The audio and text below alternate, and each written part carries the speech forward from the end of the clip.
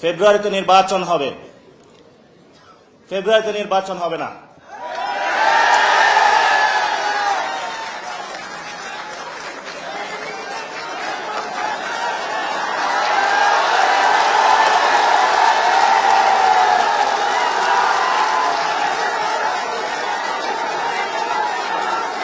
শুনেন,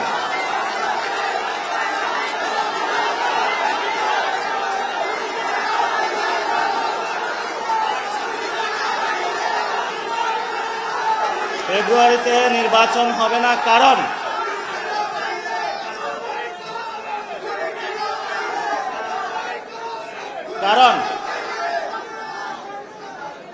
কারণ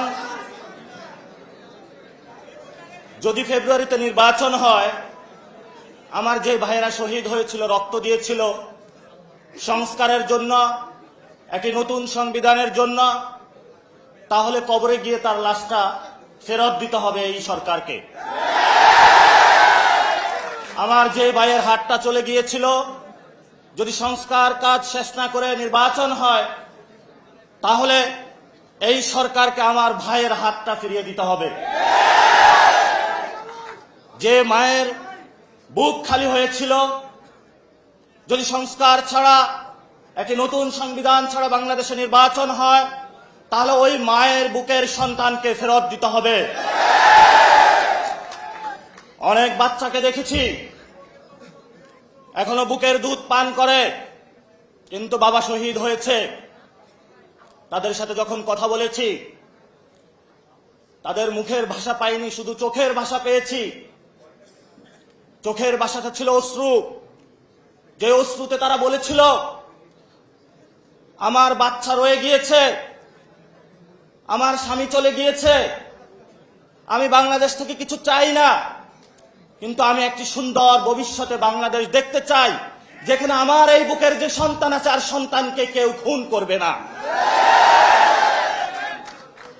কিন্তু বাংলাদেশে আমরা দেখতে পাচ্ছি একই সংস্কৃতির ডামাডোলে, একই ফেসিবাদী সংবিধানে, একই সিস্টেমের মধ্য দিয়ে আমরা নির্বাচনে যাচ্ছি। তাহলে এতগুলো মানুষ শহীদ হওয়ার প্রয়োজন কি ছিল? এতগুলো মানুষ আহত হওয়ার প্রয়োজন কি ছিল? আপনারা দেখেছেন, এখানে অনেক মিডিয়া ভাই রয়েছেন। ভারতে হিন্দুত্ববাদী বিজেপি এক এক করে সকল মিডিয়া দখল করেছিল, কিন্তু কিছু তরুণ যুবা অল্টারনেটিভ মিডিয়া সৃষ্টি করে ভারতের বুকে গত ইলেকশনে বিজেপির যে জয়যাত্রা, তাদের যে হম্বিতম্বি, সেটা রুখে দিয়েছিল। আপনাদের কি স্মরণ আছে? আপনাদেরকে সেই ভূমিকায় নামতে হবে। বর্তমানে গণ অভ্যুত্থানে যারা নেতৃবৃন্দ রয়েছেন, 1 লাখ টাকা, 5 লাখ টাকা বিভিন্নভাবে এমনভাবে ক্যারেক্টারাইজেশন করা হচ্ছে, মনে হচ্ছে বাংলাদেশের সবচেয়ে বড় তারা ক্রিমিনাল।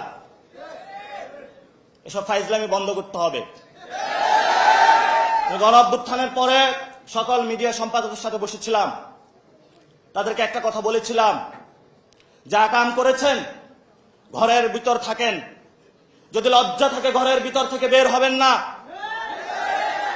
কিন্তু যাদের লজ্জা নাই, তারা বারবার বাংলাদেশের মানুষকে ধোঁকা দিয়ে যাচ্ছে।